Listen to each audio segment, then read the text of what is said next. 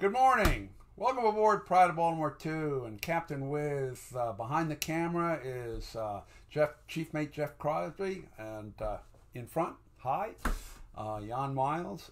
It's a rainy, smoggy kind of low-cast day here in Baltimore. We're giving the crew a day off, so it's just Jeff and me. Good morning, everyone.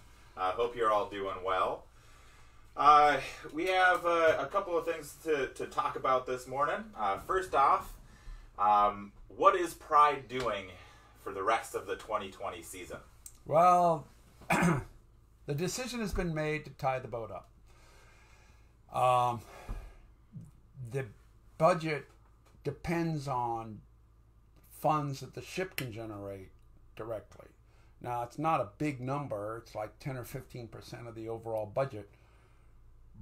But there's going to be zero of that. We've lost a number of opportunities earlier this year relative to Maryland Day activities and following. They were canceled before there was a shutdown of recreational boating. So the boat was already, Pride was already crewed up. So we had a crew, and you can't just let them go away because you still got to convert the ship down into a protected zone. So with the decision to protect the boat, we're now in a downrig mode. We're in to shelter the vessel, get her covered so that she'll be protected and preserved over the period of time until next year. So we think we'll be done with this downrigging come mid-June, and then Jeff will be tasked with keeping her up all by itself. Oh, great. Maybe I'll be useful. And the idea is to be ready to rock and roll in 2021. That's exciting. As part of, we did get out sailing this spring, and part of that was doing our inspection, our annual COI with the Coast Guard. Can you describe how that went and what that process is like? So there's a 5-year certificate that ships are given. That's the certificate of inspection. And within that 5 years, there are these degrees of in-depth inspection on an annual basis. So this year was an annual inspection. It was the first annual after the start of a 5-year certificate. So the start of a 5-year certificate is a full-on, they do everything, and they get into every system, they get into every safety device. So they're actually looking at every PFD and every light when it's applicable. In our case, Pride's case, also the immersion suits. Now, a year later... What are immersion suits? Those are those things that are like Gumby suits. Sure. So when you're sailing above certain latitudes or after certain times of the season in the cold, there are these full-on suits that help preserve heat if you have to use them and get in the water because the boat's no longer available to you. Yeah. So in an annual, it's a little bit less intense. This time around, they wanted to see the crew perform a number of safety responses. So a classic is, of course, a person overboard. Yeah. And we have a system aboard Pride where we deploy a boat. I was asked by the chief inspector, the lead inspector, so how do you do it? Before he actually asked for it to happen. Do you sail to it or to the person, or do you deploy the boat, or do you use the ship? So I gave him a little bit of a crack, and I said, learned a long time ago from an old feller in the navigation world, there's no such thing as cheating in navigation, so we do everything.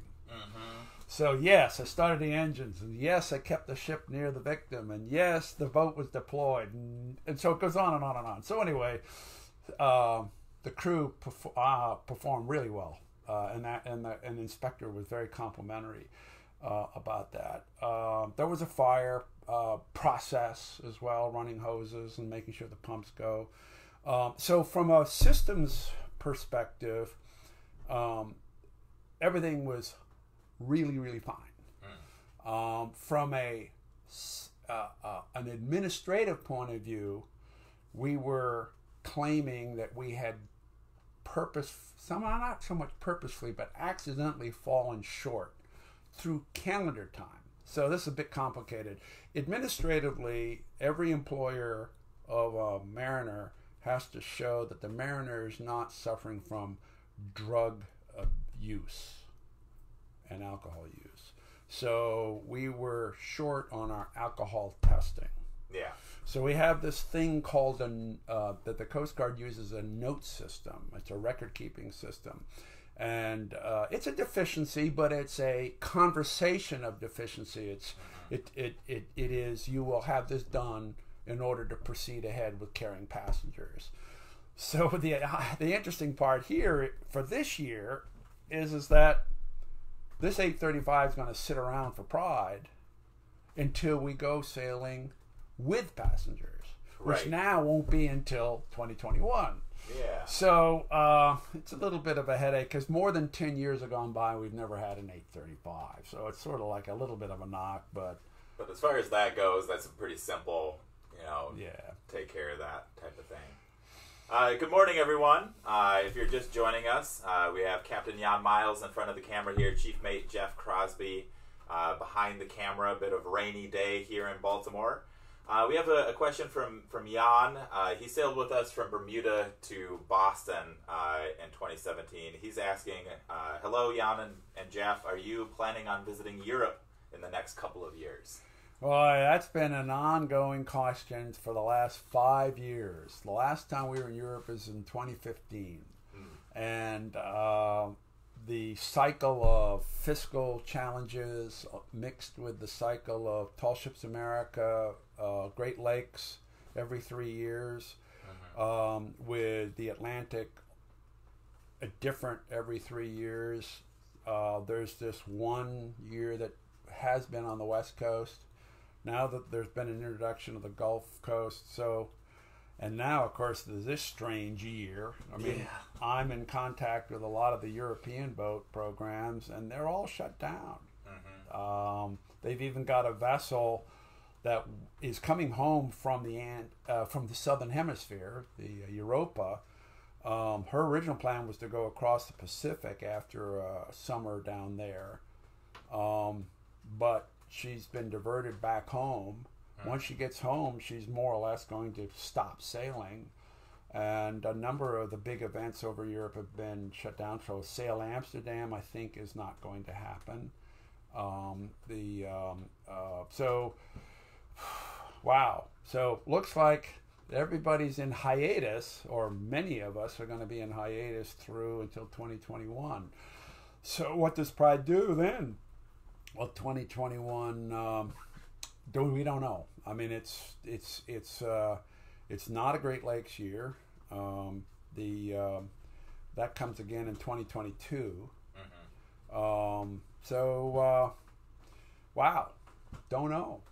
Don't know. And then, of course, the mission of the boat is curious too. It's a matter of getting businesses to recognize that they have a real tool, using Pride as an attraction for business contacts.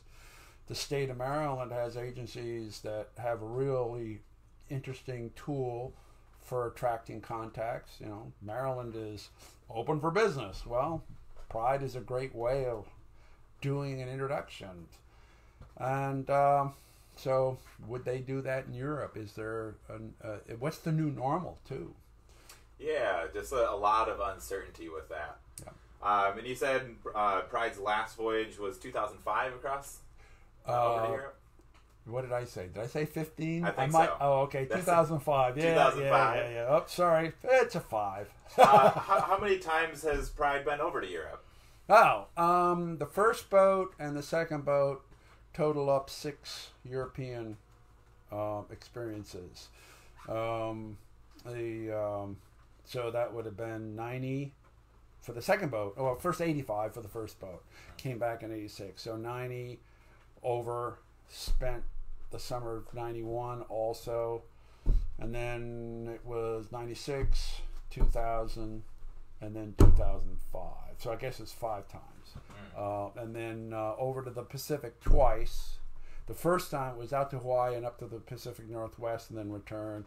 The second time was Hawaii, Asia, and then from Asia to Pacific Northwest, and then down and home again. Is there a typical kind of voyage structure over in Europe? You know, port stops, and is that somewhat the same, or is it pretty different every year? Well, I've determined that there is a pattern. Sure. And it depends upon when we go over. The original concept was you spend a whole summer there. Well, guess what? Unlike the United States, when you're doing business, we don't see over here 6 weeks of holiday. Right. You go over there and come late July, all the principals are off having their holiday. Yeah. So you're talking to the tertiary leaders, middle management. So it's come to pattern in my mind that unless you're doing tall ship races, your earliest real business benefit, your most efficient business benefit, is to come in at the end of summer. So you leave home East Coast sometime in early August or late July, get there in late August, and then pick up with folks. And that, because of Western Northern Europe is the more central core, you do London and you do continental, and you work a counterclockwise turn, ending up at the top near the Scandinavian countries, and then come, because you need to get down past into Portugal to head home again. You don't want to go through the English Channel. That's a beat to windward. It's the chances of you being hung up in an equinoxial gale pattern that keeps coming and going around and around and around, and you try. It's called the Western Way. It's just if you can avoid it. So go over the top of Scotland, come down the western side, come down the western side of Ireland. And then, because of our relationships in Baltimore, Ireland, near Fastnet Rock, you're now on the same longitude as the tip of Finisterre, at the tip of Spain, and you don't get caught up in the Bay of Biscay scenario. And but if you have plenty of time, and we have friends, we have a connection with where the Dismasting was recovered, which is Saint-Nazaire, France, on the mouth of the River Loire, is that you could spend a lot of time in the Biscay and then maybe get around Finisterre when you have a lot of latitude of time. But you'd never be home for Christmas. You have to really treat the business of, do you want to be home? And that, by the way, is the cheapest way to run the boat. Get home, do a winter. You can go to Europe every summer. That's it, sure, yeah. You can have a long spring here in the East Coast at home, do a 3 to 4 week plan for getting over. If you go early enough for the tall ship races and then follow up at the business side, you go a little earlier.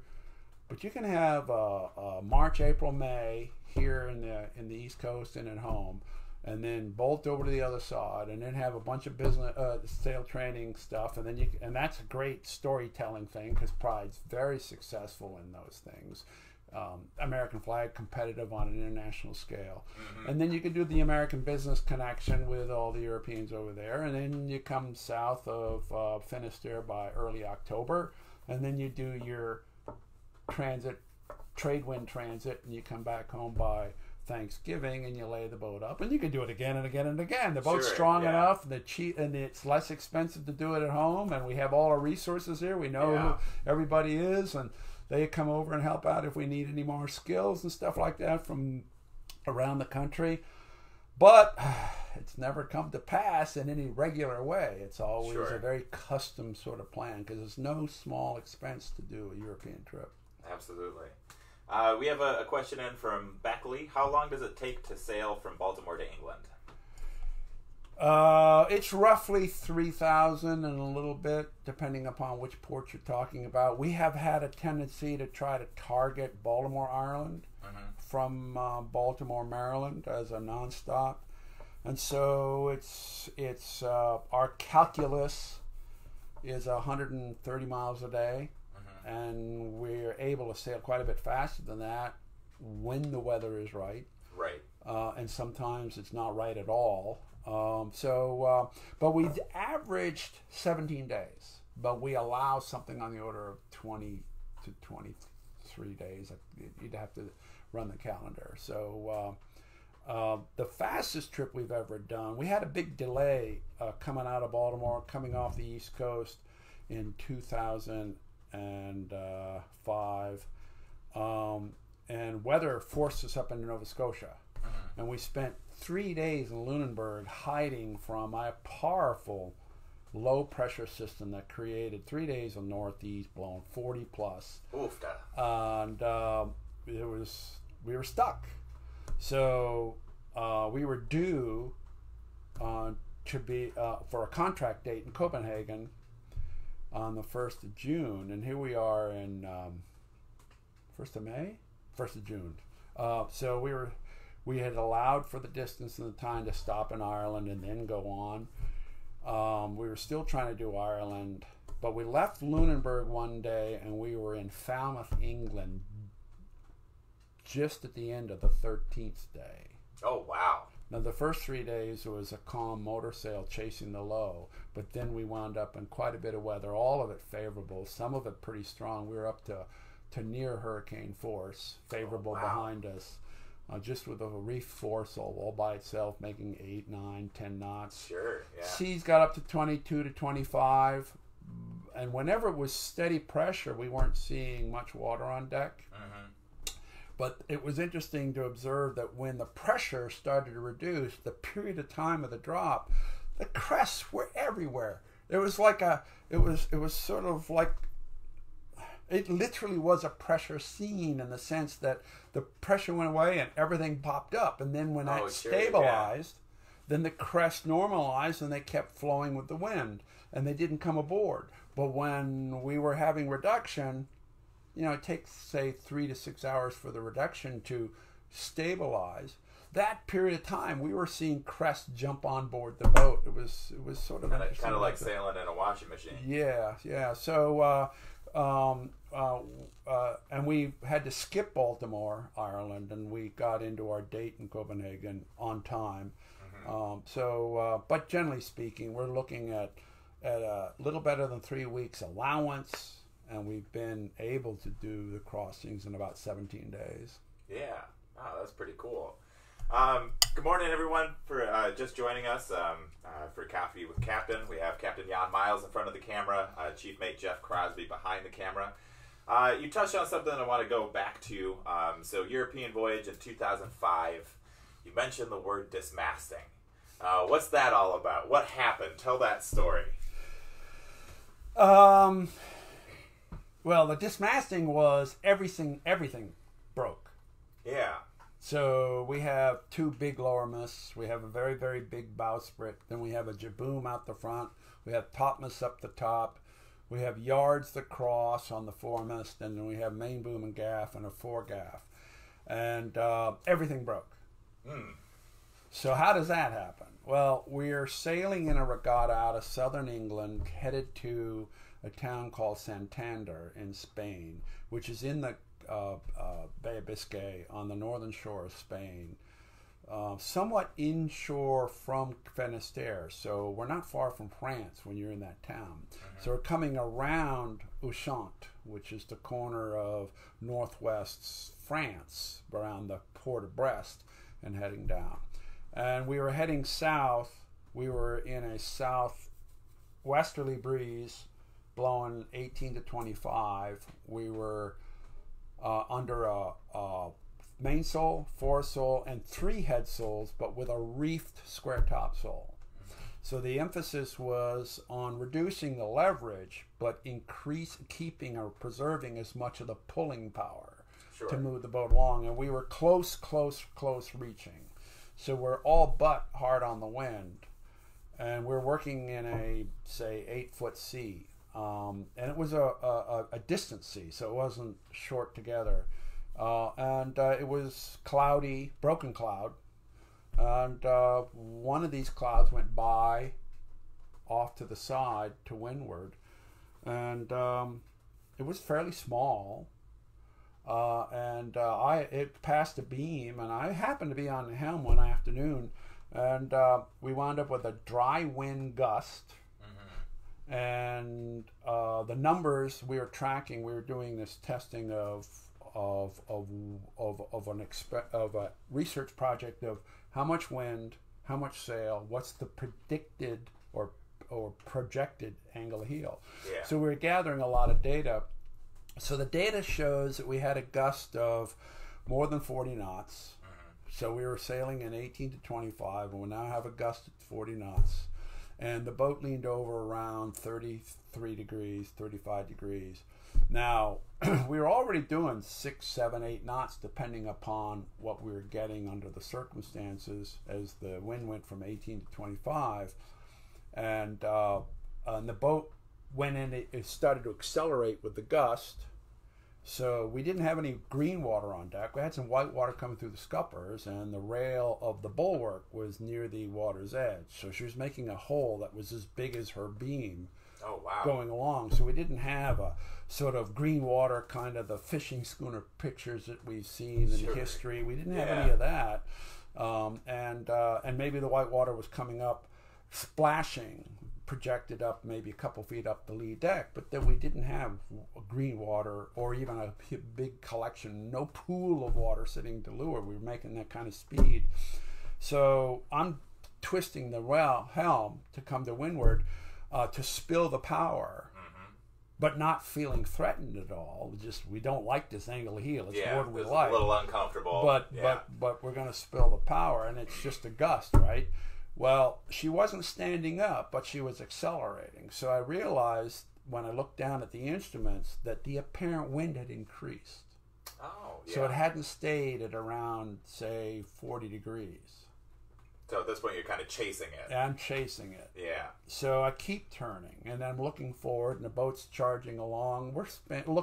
I'm speaking in more than a minute, but we're talking about maybe 60 seconds of this whole process. Sure. And then the second glance forward, you get that faraway look where everything's not so much in focus, but you're observing the general plan. Yeah. Watching the head of the vessel do the transit across the horizon, and then there's this motion, and the motion that I was seeing was two things: the headsail's disappearing behind the foremast, right? Which shouldn't happen. A spring up like that, yeah, and then the boat standing up, yeah. So I got the helm to go down because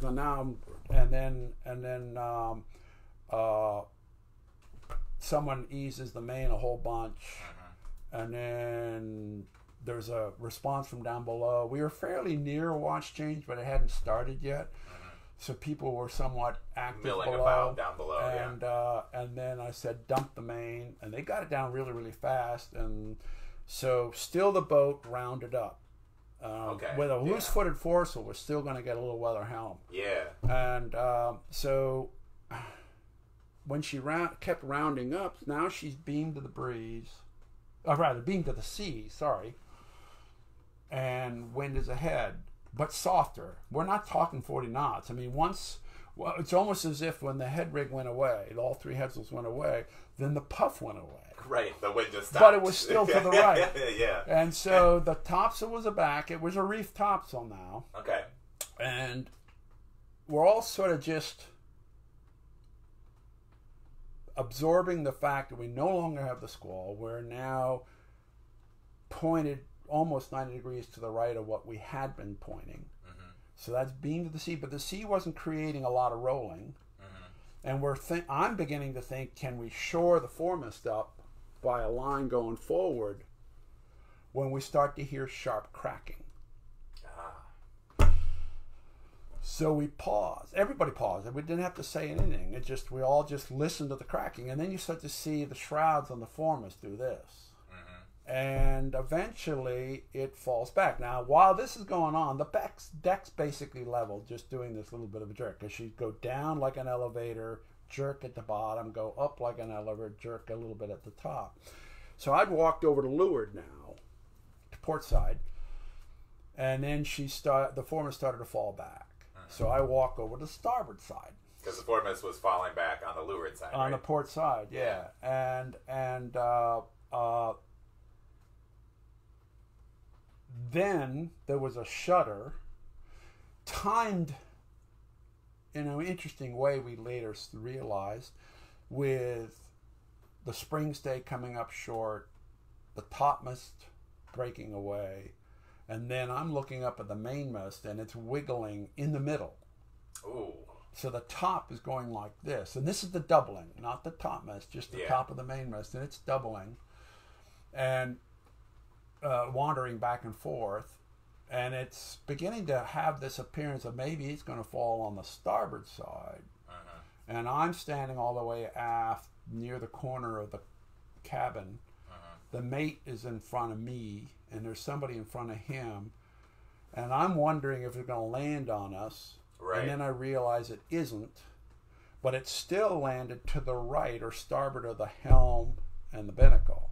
Right. So it didn't. It was an arm length away when it came down, more or less, maybe an arm and a half. And and that was a big shutter. Yeah. Because it went through the. We later looked and could easily see that it went through the transom and stopped at the deck line of the covering board back aft. So now we're bald-headed from the deck up, except for the remnant of the mainmast, which is maybe, it broke in the middle over a distance of about 10 feet. So we have the spike sticking up about 30 feet in the air. Sure. And then I start bellowing for all hands to assemble. So anyway, so it took a while. It took us getting ashore, took us sorting out in a very orderly way all this debris. It looked like a real wreck. You look at the photographs, it's like, what in the world is that? And we discovered that the bobstay connection to the bottom of the bowsprit, that connection is a band of metal going around the mast had failed.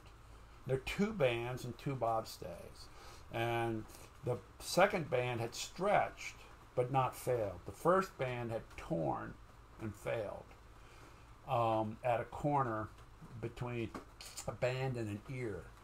But the bowsprit being as big as it was, and a good stick, a tree, from near the center to one side. So it had all these rings going like this over the top.